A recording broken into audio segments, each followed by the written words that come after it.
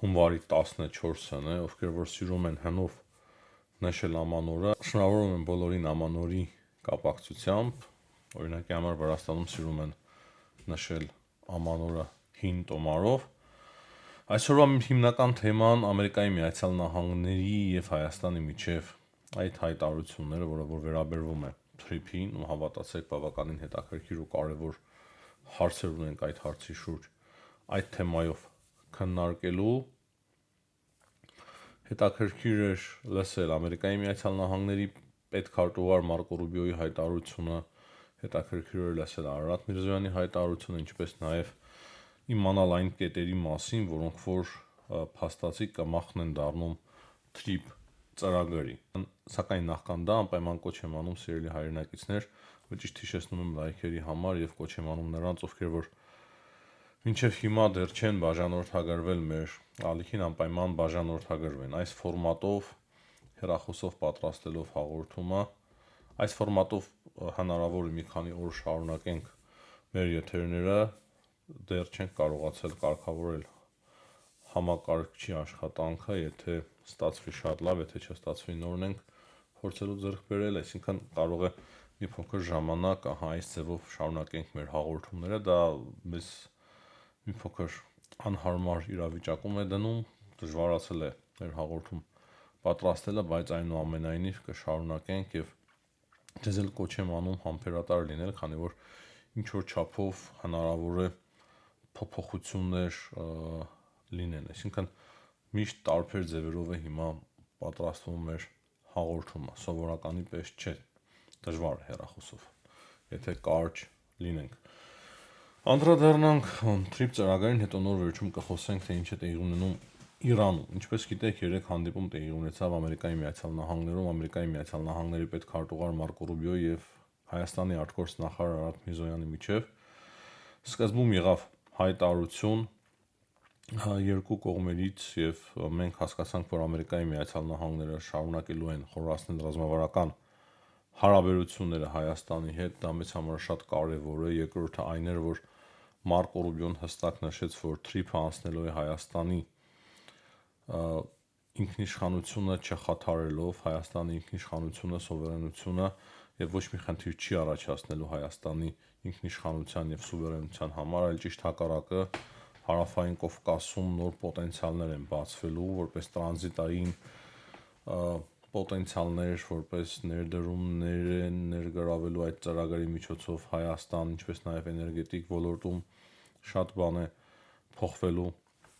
Սա Մարկո Ռուբիոյի խոսքերն են եւ փաստացի նա հստակ նշում է, որ հայ-ամերիկյան ռազմավարական հարաբերությունները, որոնք որ ստորագրվեցին անցյալ տարվա սկիզբ, դրանով չեն բավարարվում եւ ամեն ինչ արվելու է, որ այդ հարաբերությունները ավելի ու ավելի խորացվեն։ Այդ հայտարարությանը հետևեց հետո արդեն կոնկրետ թրիփին վերաբերվող հայտարարությունը եւ մենք այդտեղից հասկանում ենք, որ բաժնետոմսերի մեծ մասը այրուծի բաժինը անցնում է Ամերիկայի Միացյալ Նահանգներին, 74%։ Ինչ է սա նշանակում։ Անկեղծ ասած, ես պատկերացնում էի, որ 50-ից մի փոքր ավել բաժնետոմսեր են անցնելու Ամերիկայի Միացյալ Նահանգներին, բայց պարզվում է, որ չէ, 74%-ը անցնելու է Ամերիկայի Միացյալ Նահանգների ձեռքը եւ մնացածը Հայաստանի Հանրապետության։ Այստեղ կա ինչպես դրական, այնպես էլ բացասական մաս։ Եթե լսենք Արարատ Միրզոյանի մամլո ասուլիսը, այդտեղից պարզ է դառնում, որ քանի որ մեծ մասը բաժնետոմսերի հասնում է Ամերիկայի Միացյալ Նահանգներին 49 տարով, դա նշանակում է, որ Ամերիկայի Միացյալ Նահանգները իրենց ընկերությունների միջոցով կառուցելու են եւ իրականացնելու են թրիփ ծրագիրը։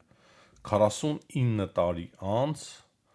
արդեն Հայաստանը կստանա 49% այդ բաժնետոմսերի, բայց չնայած որ Ամերիկայի Միացյալ Նահանգները այս պահին ստանում են մեծամասնություն, այնուամենայնիվ որոշ շատ կարևոր հարցերում Հայաստանը կունենա վճռական ձայնի իրավունք եւ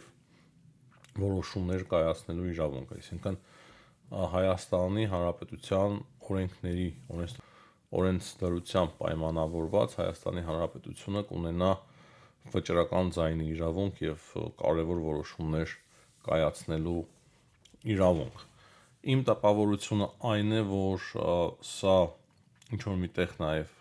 սառը ջուր էր Ալիևի գլխին, քանի որ Իլհամ Ալիևը ինչ որ ծրագրեր ուներ, որպեսզի Ադրբեջանը նույնպես բաժնետոմսեր ստանար թրիփից, ամենայն հավանականությամբ այն ինչ հիմա տեղի ունեցավ, փաստացի անհնարին է դարձնում Ադրբեջանի մասնակցությունը այս ծրագրին կոնկրետ այդ առումով, այսինքն ոչ մի բաժնետոմս ամենայն հավանականությամբ Ադրբեջանը չի ստանա թրիփ ծրագրի մասով, եւ սա շատ բան է փոխում։ Երկրորդը, ինչպես նշեցի, Ամերիկայի Միացյալ Նահանգները ինքն է իրականացնելու այդ ներդրումները եւ դրա մասին է խոսում նաեւ Արաբ Միրզոյանը եւ իսկ այստեղ ահռելի մեծ ներդրումներ են պետք, հարյուրավոր միլիոն դոլարներ, եթե ոչ միլիարդներ, դեռևս մենք չգիտենք թե ինչ արժեք կունենա թրիփ ծրագրի կառուցումը եւ հույսով եմ պարզ է։ Ճիշտ է, կրկնեմ, առաջին հայացքից շատ վատ է, որ Ամերիկայի Միացյալ Նահանգները ստանում է 74% այդ բաժնետոմսերի, բայց մյուս կողմից դա նաև լրացուցիչ անվտանգային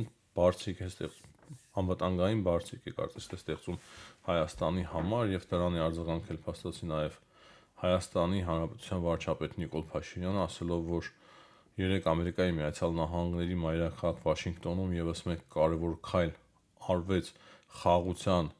ինստիտուցիոնալացման գործում եւ թրիփ ծրագրի նախագծի իրականացման գործում։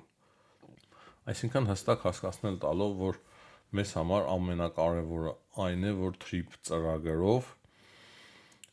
ապահովում է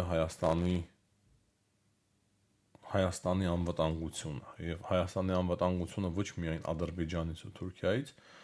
Հայաստանի անվտանգությունը նաեւ Ռուսաստանից եւ Իրանից։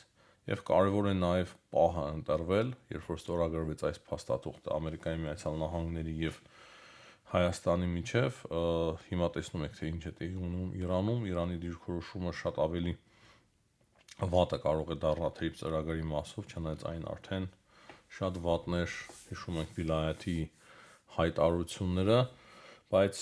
այն կարող է ավելի ու ավելի մեզ համար շատ վատ իմաստով փոփոխություններ կրել, դրա համար շատ կարևոր է շտապել եւ արդեն կոնկրետ ստորագրել փաստաթուղթը, թե ինչպես է իրականացվելու թրիփ ծրագիրը եւ ինչ պարտավորություններ ունի այս կամ այն կողմը։ Կարևոր է նաեւ նշել, որ Հայաստանի Հանրապետությունը իր օրենսդրությամբ է կարգավորելու բոլոր մաքսային այդ գործընթացները,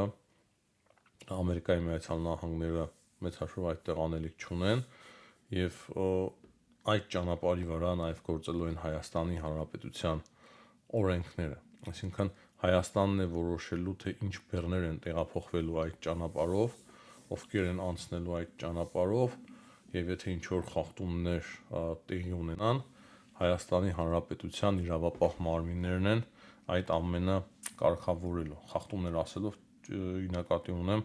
ինչ որ երկրներ կամ անհատներ փորձեն անօրինական ձևով անցնել սահմանը կամ անօրինական ձևով ինչ որ բաներ ներկրել Հայաստան կամ Հայաստանով ուզենալ անցկացնել այլ երկրներ, ապա այդտեղ աշխատելու է Հայաստանի օրենքը եւ այդտեղ Ամերիկայի Միացյալ Նահանգները մեծ հաշվով շատ անելիքներ չունի։ Ամենայն հավանականությամբ Ամերիկայի Միացյալ Նահանգները ստանալու է մեծ կարևոր եկամուտ այդ ճանապարհից, կոնկրետ այդ ճանապարհից, բայց դա չի նշանակում, որ Հայաստանի Հանրապետությունը եկամուտ չի ստանալու, ճիշտ ասած այս հարցերի մեջ ես չեմ կարող խորանալ, սա իմ թեման չէ, բայց ինձ համար մեկ բան պարզ է, որ այս ծրագիրը տնտեսական կարևորություն ունենալուց բացի Ամերիկայի Միացյալ Նահանգների համար ունի նաև աշխարհաքաղաքական մեծ կարևորություն, քանի որ շատ կարևոր ճանապարհի վրա է վերահսկողություն ունենալու Ամերիկայի Միացյալ Նահանգները։ Դրանից բացի Մարկո Ռուբիոն մի քանի անգամ ասաց, որ սա շատ լավ օրինակ է ամբողջ աշխարհի համար, թե ինչպես կարելի է համագործակցել, զարգանալ միասին, այսինքն հասկացնելով, որ նման օրինակներ աշխարհը քիչ ունի, եւ սա նոր աշխարհակարգում նոր ձև կլինի անվտանգության եւ համագործակցության։ Հույսով եմ կարողացա հիմնական շունչը հաղորդել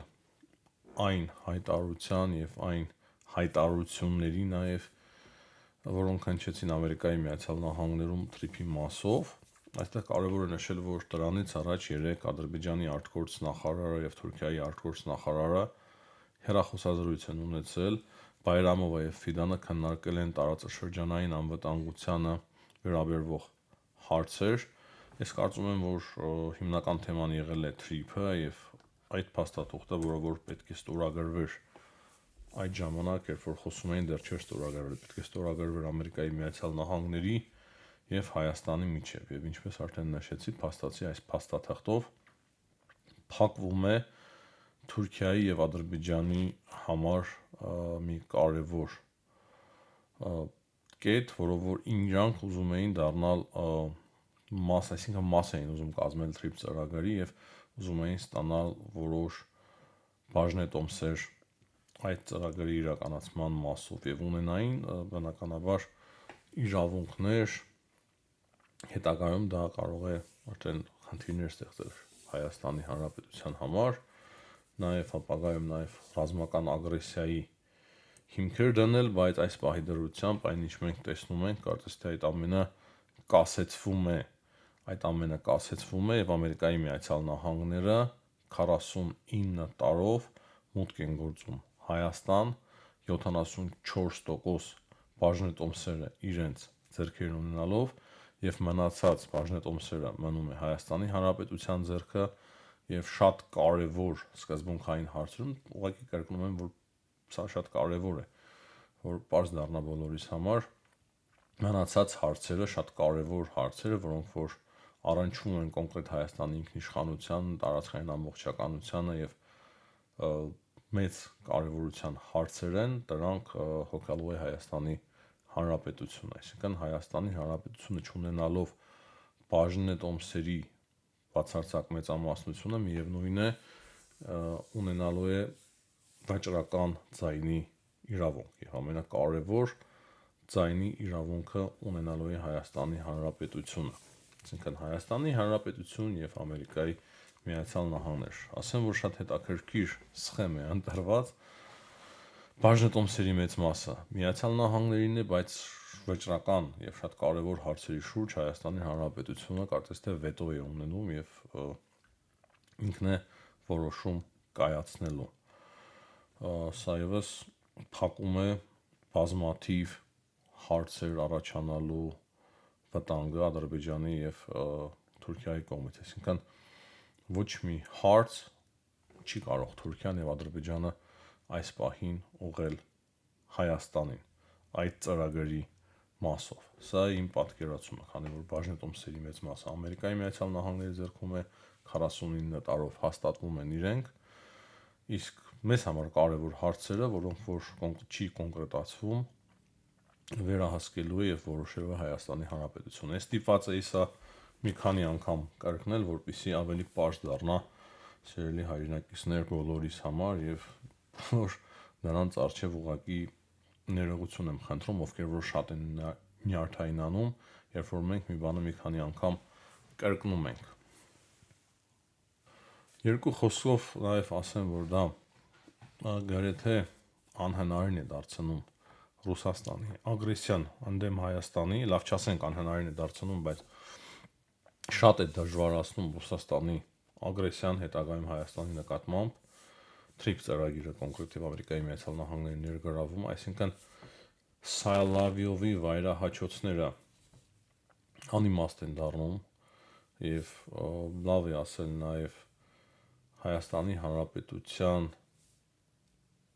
ազգային ժողովի փոխխոսնակ Ռուբեն Ռուբինյանը, որ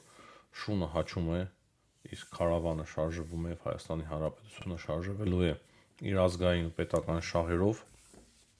լավ է որ պարզ ճակատին ասվեց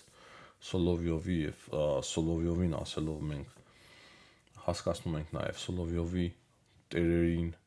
քանի որ Սոլովյովը Կրեմլի շնիկն է, Կրեմլի շնիկին ասելով Կրեմլի շենիկին իր տեղը դնելով, բնականաբար մենք դա ասում ենք նաև Ռուսաստանի Դաշնությանը եւ օրեցօր կարծում եմ մեր ասելու հնարավորությունները ավելանալու են։ Հիմա սիրելի հայրենակիցներ խոսենք թե ինչ է կատարվում աշխարհում եւ մեր հարևանությամբ, թե ինչ է տեղի ունենում Իրանում։ Իրանում ցավոք սրտի իրավիճակը շատ ողբերգական է, կան տեղեկություններ եւ ես հետևելով այդ տեղեկություններին ասեմ, որ օրինակի համար CBS News հեռուստաընկերությունը հաղորդել է, որ 12,000-ից եւ նույնիսկ հնարավոր է 20,000 մարդ է զոհվել այս ցույցերի ընթացքում Իրանում։ Դժվար է մարդկանց զոհերի թիվը հաշվել, շատ դժվար է, շատ անշնորհակալ գործ է։ Տարբեր տեղեկություններ կան, ինտերնետ չկա, ինտերնետը փակ է, կան միայն սարսափելի կադրեր, որոնցից որ դժվար է այս պահին հաշվել, թե որքան զոհ կա Իրանում, բայց մեկ բան փաստ է, որ նախորդ բոլոր ցույցերը եւ ապստամբությունները միասին վերցրած շատ ավելի քիչ զոհ են տվել, քան հիմա զոհերի թիվն է եղել Իրանում։ Փաստացի Իրանը խեղդեց, Իրանի իշխանությունները խեղդեցին այրան մեջ այդ ցույցերը, չնայած որ կան նոր կադրեր, որ ցույցեր են տեղի ունենում Իրանում, չենք կարող հաստատ ասել, թե դրանք նոր կադրեր են, թե 2-3 օր առաջ արված կադրեր։ Իմ պատկերացմամբ Իրանի իշխանություններին հաջողվեց հիմնականում, չեմ ասում ամբողջովին, բայց հիմնականում խեղդել այրան մեջ այդ ցույցերը, բայց դա չի նշանակում, որ վաղը մյուս օրը այդ ցույցերը չեն ավելանա եւ ավելի մեծ գլխացավանքներ չեն ստեղծի Իրանի իշխանությունների համար։ Կրկնեմ, տեղեկություններ մենք չունենք։ Իրանը փակվել է ամբողջովին եւ Starlink-ն էլ նորմալ չի գործում Իրանում, եթե ինչ որ պահ միացնել են կարողանում ինտերնետը որոշ ձևերով սարսափելի ուղղակի կադրեր ենք ստանում։ Եվ ահա այս ֆոնին Ամերիկայի Միացյալ Նահանգների նախագահ Դոնալդ Թրամփը հայտարարությամբ հանդես եկավ Իրանի մասով ասելով, որ չեղարկել եմ իրանցի պաշտոնյաների հետ բոլոր հանդիպումները, մինչև ցուցարարներին անիմաց սպանությունները չդադարեցվեն, երբ արվում են այսպիսի հայտարարություններ,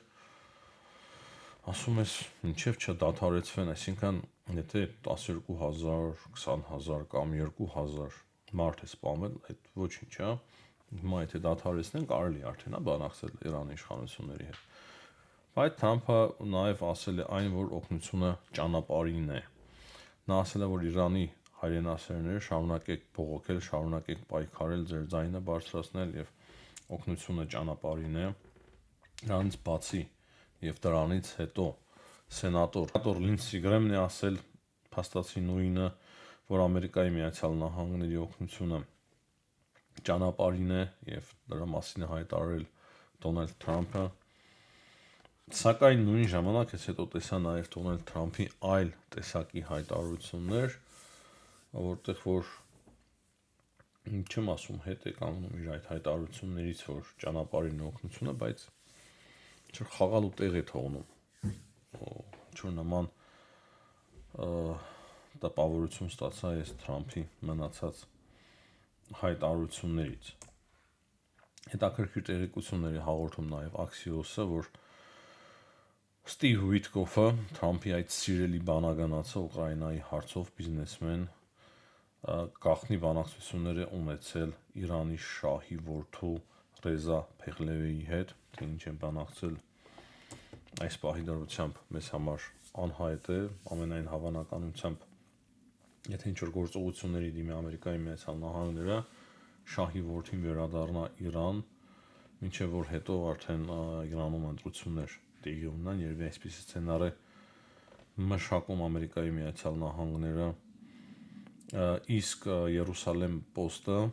իսրայելական իրենց հատուկ ծառայությունների վրա հիմնվելով հաղորդում է մեկ հետաքրքիր տեղեկություն, կրկին չեմ կարող հաստատել կամ հերքել, սա ուղղակի տեղեկություններ են, որոնց շուրջ կարելի է մտածել։ Նրանց խոսքերով մոտ 2 միլիոն մարդ է դուրս եկել Իրանների փողոցներ եւ ապստամբել Իրանի իշխանությունների դեմ։ 2 միլիոնը դա ահռելի մեծ քանակ է մարդկանց շատ մեծ բազմություն, որը որ դուրս է եկել փաստացի իրանական այդ ռեժիմի դեմ, իսկ Իրանի անվտանգության քարտուղար Ալի Լարիջանին հայտարարել է, որ մենք հայտարարում ենք Իրանի ժողովրդի գլխավոր թշնամիներ Նետանյահուին եւ Թրամփին, այսինքն Իրանի իշխանությունները փաստացի պատրաստվում են այն սցենարին, որ կարող է Ամերիկայի Միացյալ Նահանգները հարվածներ հասցնեն հիմա Իրանին, կան նաև տեղեկություններ եւ New York Times-ն է հաղորդում այդ մասին, որ Պենտագոնում սկսել են քննարկել Իրանին ավիահարվածներ հասցնելու հարցը եւ այդ թվում են նաև Իրանի ատոմային օբյեկտները։ Թրամփը ասում էր, որ ոչնչացրել են ատոմային օբյեկտները, չէ՞։ Հիմա կրկին ատոմային օբյեկտներից են խոսում, ինչ որ մի բան այն չի, չէ՞։ Այսինքն հասցնեն ատոմային օբյեկտներին հարվածներ, հետո ինչ, դրանով ռեժիմ փոփոխություն տեղի կունենա Իրանում, կամ ուրեմն փաստացի ճիշտ էին իրանցիները կամ իրանցիների կողմնակիցները ասում էին, որ Իրանի ատոմային ծրագիրը ամբողջովին չի ոչնչացրվել, չնայած որ Դոնալդ Թրամփը ասում էր, որ մենք հարվածեցինք եւ ոչնչացրինք, ու նույնիսկ հեռացնում էր աշխատանքից այն զինվորականներին, ովքեր որ համարձակվում էին ասել, թե չէ, ամբողջովին չի ոչնչացվել Իրանի ծրագիրը, ուղղակի հետ է ընկել, մեծ վնաս է հասցվել։ Դրանից բացի Ամերիկայի Միացյալ Նահանգների արտաքին հարաբերությունների կոմիտետի կոնգրեսի հանձնախումբը հայտարարել է, որ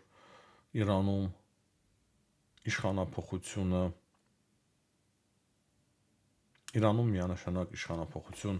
տեղի կունենա։ Եվ հետաքրքիր այն է, որ այս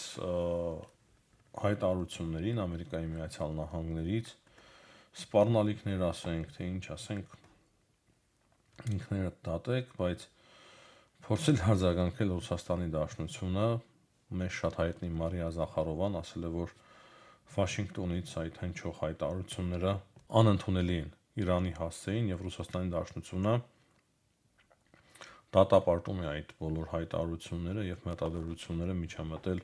Իրանի ներքին գործերին, այսինքն Ռուսաստանում վախեցած են, որ Ամերիկայի Միացյալ Նահանգները կարող են միջամտել եւ հարվածներ հասցնել իրանական ռեժիմին։ Հիմնականում այսքանը, սիրելի հայրենակիցներ, հետևենք իրադարձությունների